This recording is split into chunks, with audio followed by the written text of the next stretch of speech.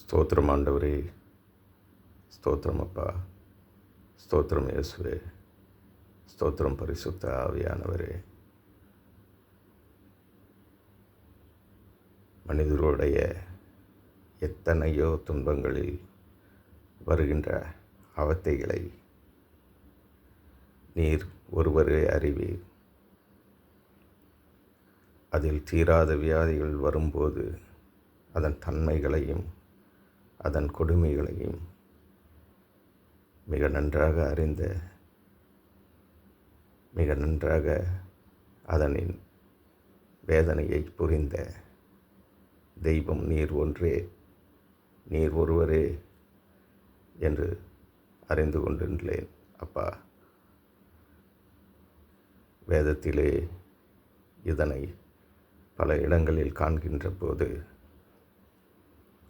உங்களின் வல்லமையை நான் நன்றாக புரிந்து கொண்டுள்ளேன் அப்பா. அப்பா, தீராத வியாதிகளுக்கு மருந்து மாம்சமான மனிதனின்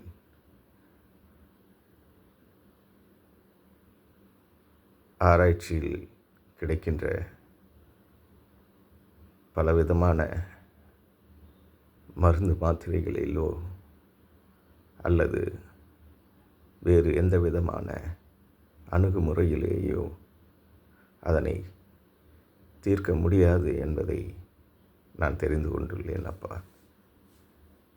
எத்தகு வியாதியையும் உங்களை விசுவாசிப்பதிலே, உங்களை புரிந்து கொண்டு உங்களின் அன்பை ஏற்றுக்கொள்வதிலேயே, உங்களோடு இருப்பதிலேயே, உங்களை தெரிந்து கொண்டு உங்களோடு இருந்து முழு மனதோடு விசுவாசிப்பதிலேயே போக்கிக் கொள்ள முடியும் என்று நான் அறிந்து கொண்டுள்ளேன் அப்பா.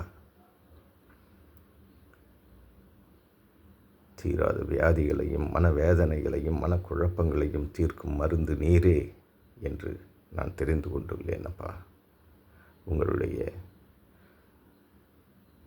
தேவ வசனத்திலே, வேதத்திலே, அப்போஸ்தலர் 3ஆம் அதிகாரத்திலே 6, 7, 8 என்று குறிப்பிடப்பட்டுள்ள தேவ வசனத்திலே, வேத வசனத்திலே அதனை நான் புரிந்து கொண்டுள்ளேன் அப்பா.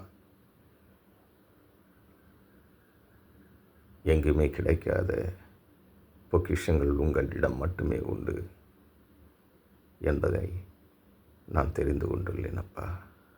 அந்த பொக்கிஷங்களை எடுக்க, அந்த பொக்கிஷங்களை பெற்றுக்கொண்டு மகிழ்ச்சியோடு வாழ்வின் நிறைவோடு வாழ்வதற்கு உண்டான வழிகளை தெரிந்து கொள்ள உங்களை மட்டுமே நாங்கள் விசுவாசிக்க வேண்டும். உங்களை மட்டுமே நாங்கள் ஏற்றுக்கொள்ள வேண்டும்.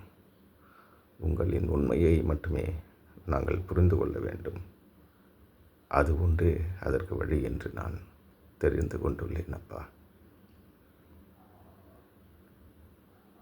இவ்வகையிலே என்றுமே நாங்கள் உங்களை விசுவாசித்து, அந்த விசுவாசத்தின் அன்பிலே தாங்கள் கொடுக்கும் வல்லமையிலேயே நாங்கள் வாழ்வது என்பதே மிகச்சிறந்த, முழுமையான, குழப்பமற்ற வாழ்வினிற்கு உண்டான வழியாக இருக்கும் என்று நாங்கள் கருதி உங்களை எப்போதும் ஸ்தோத்தரித்து கொண்டே இருப்போம் அப்பா.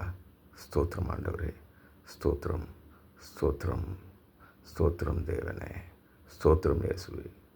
அல்லேலூயா.